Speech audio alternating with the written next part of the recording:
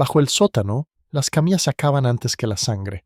Me llegan órdenes que se anulan entre sí, y cada escalón trae otro cuerpo sin nombre. Mis superiores exigen prioridades distintas. Yo miro el pulso y el sangrado y decido igual. Cuando la luz falla, entiendo que mi lista no salvará a todos, pero aún así sigo escribiendo. 28 de septiembre de 1939. Varsovia. La ciudad acaba de aceptar el alto el fuego tras semanas de asedio. En los sótanos de los edificios públicos y de las escuelas todavía huele a humo, cal y antiséptico diluido. En la superficie, las calles muestran fachadas abiertas y líneas de tranvía retorcidas. Durante el día, los equipos de defensa civil y los camilleros han seguido retirando heridos de los escombros. La situación operativa ha sido la de una capital cercada, bombardeada y artillada, con servicios municipales mezclados con restos de estructura militar. Los hospitales formales han funcionado por debajo de su capacidad o han sido evacuados a toda prisa. Muchos puntos de asistencia han quedado reducidos a habitaciones sin ventanas bajo tierra. En uno de esos sótanos, bajo un edificio administrativo cercano a una arteria principal, trabaja una enfermera. No es una figura famosa ni una dirigente política. Es una profesional de la sanidad con experiencia en sala, acostumbrada al ritmo de un hospital antes de la guerra. Desde principios de septiembre, su rutina ha cambiado a un sistema de guardias irregulares y tareas que ya no están definidas por manuales. La iluminación depende de bombillas alimentadas por generadores que se apagan cuando falta combustible. El agua llega a intervalos, si llega y se raciona para beber, limpiar instrumentos y lavar manos. Las vendas se reutilizan cuando no queda otra opción. Las soluciones desinfectantes se rebajan para que alcancen a más mesas. El sótano está organizado por necesidad, no por diseño. Hay una mesa larga que hace de recepción. Hay 2 camillas permanentes y otras improvisadas con puertas arrancadas. Una esquina sirve como almacén. Yodo, gasas, agujas, hilo, algo de morfina, poco suero. Otra esquina es para los que esperan, sentados en el suelo o apoyados en paredes húmedas. Una escalera estrecha comunica con el portal. Por esa escalera bajan civiles con niños en brazos, hombres con cascos abollados, mensajeros del servicio municipal, sanitarios con brazaletes y también soldados sin unidad definida. En Varsovia, la línea entre atención civil y atención militar se ha vuelto porosa desde los primeros días del asedio. La ciudad ha intentado sostener un mando municipal de emergencias y, al mismo tiempo, acoger a formaciones militares en retirada o reorganización. En teoría, los hospitales militares deberían absorber a sus heridos y los civiles deberían depender de su red sanitaria. En la práctica, el bombardeo ha borrado esa separación. Cuando un edificio sanitario es alcanzado, los heridos se redistribuyen donde haya techo. Cuando una ambulancia deja de funcionar, los camilleros arrastran camillas a mano y las bajan a cualquier sótano que ofrezca sombra y algo de orden. La enfermera aprende pronto que su trabajo no depende solo de conocimientos clínicos, depende de permisos, depende de sellos, depende de órdenes que cambian por hora. Depende de quién llega primero por la escalera y con qué autoridad dice hablar. A mediados de septiembre, el flujo de heridos se vuelve continuo. La artillería rompe barrios enteros. Los incendios complican el acceso a calles y patios. Las comunicaciones se interrumpen. La gente se mueve por rumor. En tal edificio hay un punto de cura. En tal iglesia reparten agua. En tal sótano todavía hay luz. Los heridos aparecen sin ficha, sin nombre completo, sin unidad, sin familia. La enfermera registra como puede: edad aproximada, herida visible, conciencia, respiración, pulso. Cuando no hay papel, escribe en cartón de embalaje. Cuando falta tinta, usa lápiz o carbón. El problema sistémico emerge sin necesidad de explicaciones. No hay un mando único que coordine la atención sanitaria bajo bombardeo. Hay varias cadenas de mando superpuestas. La administración municipal quiere mantener abiertos puntos de socorro para la población civil. Los responsables militares intentan priorizar a los combatientes y garantizar evacuaciones hacia lugares menos expuestos. Las organizaciones de ayuda, con voluntarios y personal cualificado, actúan donde se les permite y donde llegan. En ese cruce, una enfermera de sótano se convierte en un nodo involuntario de decisiones. Las órdenes contradictorias llegan en forma de notas, visitas y consignas verbales. Un mensajero municipal baja y pide que el sótano se reserve para heridos civiles del distrito. Al día siguiente, un sanitario vinculado a una estructura militar afirma que el local queda requisado para los heridos de una posición cercana. Más tarde, alguien con brazalete de defensa civil dice que el edificio puede ser evacuado por riesgo de derrumbe y que hay que trasladar a todos a otra calle. Pero ese otro lugar no confirma disponibilidad, y la calle de salida está bajo fuego intermitente. En el sótano, la contradicción se traduce en cuerpos que no caben y en minutos que no existen. Aparecen heridos con metralla en el abdomen, con fracturas abiertas, con quemaduras de combustible, con conmociones y pérdida de audición por explosiones. Aparecen también heridas menores que, sin limpieza, se vuelven graves.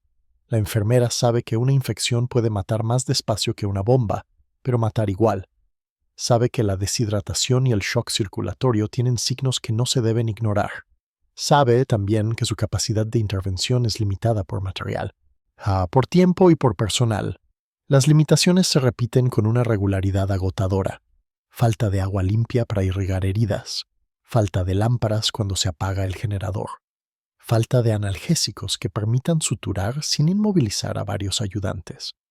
Falta de transporte para evacuar a un herido inestable sin empeorarlo en una escalera. Falta de alimentos para quienes esperan, lo que agrava desmayos y debilidad. Falta de mantas, lo que agrava hipotermias en personas empapadas por agua de extinción. La presión institucional adopta formas concretas. Alguien quiere estadísticas, alguien exige listas para informar arriba, alguien pregunta cuántos soldados aprovechables pueden volver a una línea. Alguien pide que se entregue un lote de vendas a otro punto porque allí lo necesitan más. Alguien acusa a los sanitarios de retener material. En un contexto de asedio, esas tensiones no son un detalle moral. Son un mecanismo de supervivencia de organizaciones que se sienten responsables de un conjunto más amplio.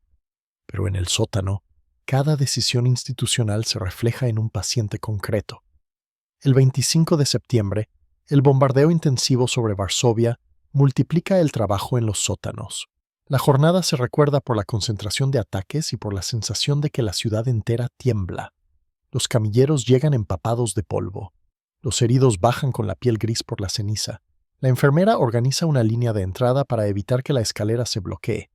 No hay tiempo para deliberaciones largas. Se impone una clasificación rápida, aún sin llamarla por un término técnico. Quien respira con dificultad extrema pasa primero. Quien sangra de forma activa pasa primero. Quien está inconsciente pero con pulso estable se coloca en observación si hay lugar. Quien camina, aunque grite, se sienta y espera, si es posible. A esa clasificación se le suma la presión de las órdenes contradictorias. En plena saturación, baja un mensajero con un papel. Trasladar heridos a otro punto por riesgo de impacto directo. Minutos después, baja otro con una consigna opuesta. No mover heridos graves, mantenerlos bajo cubierta. La calle es intransitable. No es un capricho. Son dos evaluaciones parciales de un entorno que cambia y que nadie domina del todo. Pero a la enfermera le exigen cumplir las dos a la vez. Se repiten escenas que revelan la confusión de mando. Un operador de comunicaciones improvisado dice que ha recibido instrucciones de preparar una evacuación en columna hacia un hospital aún operativo. Un conductor afirma que no puede sacar el vehículo porque no hay combustible y porque la ruta está cortada. Un responsable local insiste en que el sótano debe seguir abierto porque la población del edificio y de la manzana ya no tiene otro lugar. Un sanitario militar reclama una camilla para un herido uniformado y amenaza con levantar acta si no se le prioriza. En la mesa, la enfermera no discute ideologías. Pregunta signos vitales, busca hemorragias, palpa pulsos, y aún así no puede evitar que su criterio clínico choque con criterios de pertenencia. El mando confuso no se limita a la prioridad de atención, afecta a la circulación de material. Una caja de vendas llega con sello municipal, pero un mensajero militar intenta llevársela a otra dirección. Una pequeña reserva de morfina se guarda para amputaciones inevitables, pero alguien exige que se reparta para calmar a los que gritan. Un lote de suero aparece en el sótano y desaparece horas después sin explicación clara. En una ciudad asediada, el material circula por mano, por confianza y por necesidad inmediata. Esa circulación favorece la rapidez, pero también la pérdida de control. La enfermera mantiene una disciplina práctica. No hay heroicidad declarada. Hay repetición de procedimientos y ajustes constantes. Si falta gasa, se corta tela limpia. Si falta jabón, se usa agua con desinfectante reducido, cuidando lo que se puede. Si la luz cae, se coloca a un ayudante con una vela protegida para evitar incendio. Si los gritos dificultan la entrada, se separa a los heridos con dolor intenso hacia un rincón y se les vigila. Cada acción busca mantener el flujo sin colapsar el sótano. La situación obliga a una decisión no oficial que marcará su modo de trabajo. En un momento de saturación, llega una orden verbal para priorizar a los heridos militares. Los civiles deben ser derivados a su red. La enfermera escucha y mira alrededor. La red civil está allí mismo, en ese sótano.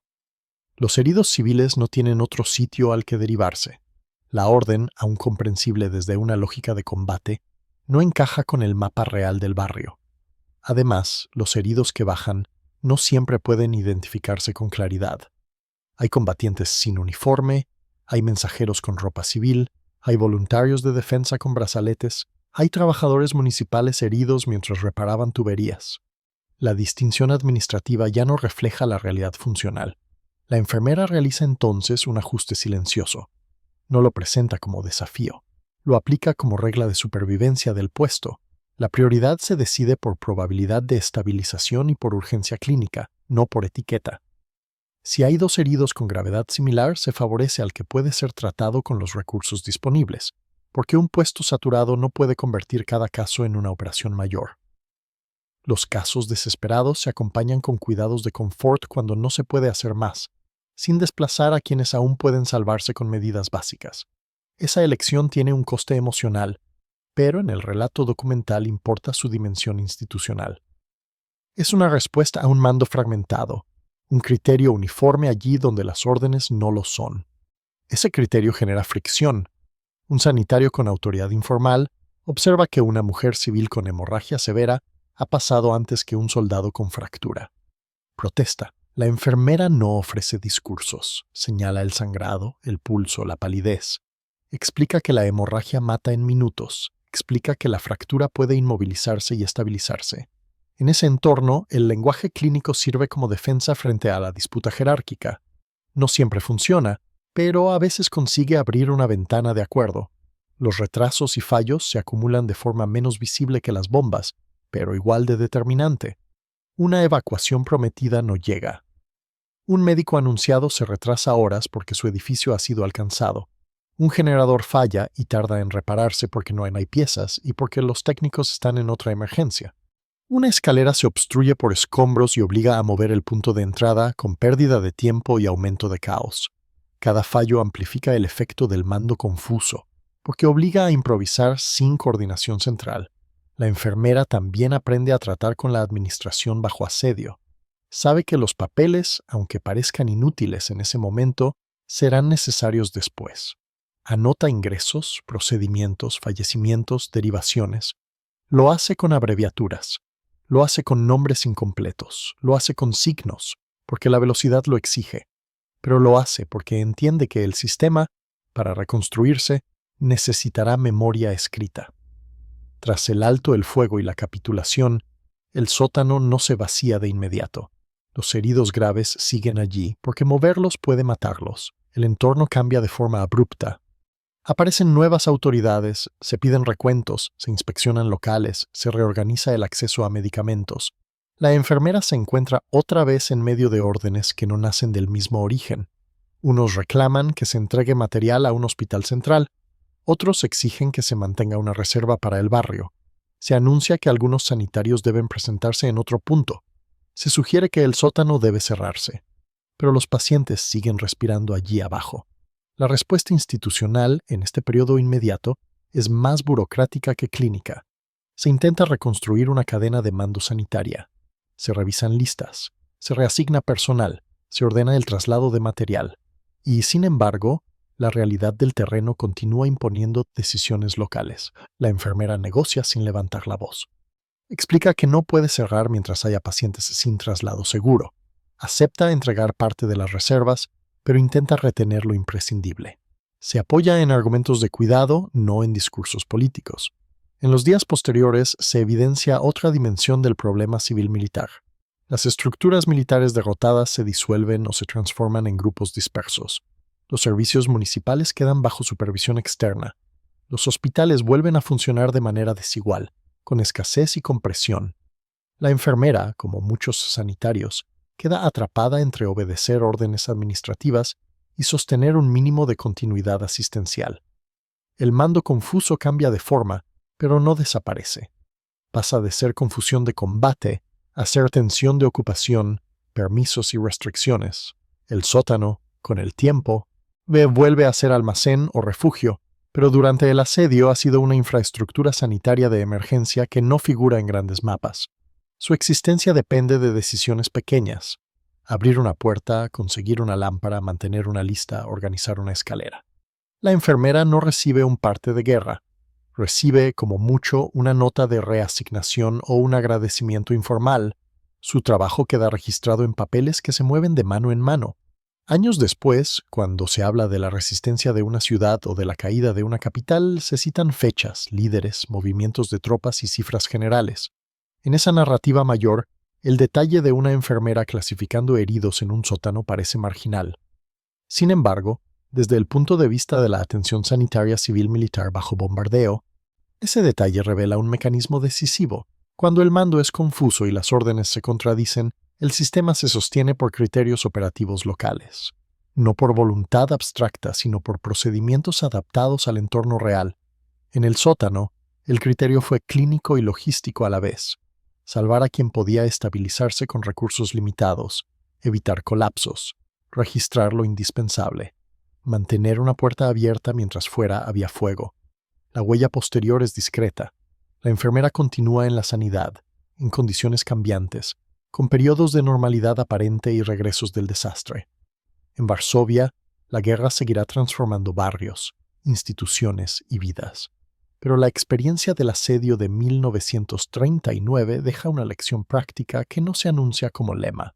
La asistencia sanitaria en bombardeos no se define solo por conocimientos médicos, se define por el cruce entre estructuras civiles y militares, por cadenas de mando superpuestas y por la necesidad de tomar decisiones coherentes cuando las órdenes no lo son. En un sótano, una enfermera aplicó esa coherencia sin proclamarla. Lo hizo con manos cansadas, con material escaso, con listas incompletas y con una calma funcional. Su legado no es una frase, es la continuidad de una práctica: triage improvisado, atención compartida y criterio estable en medio de un mando inestable.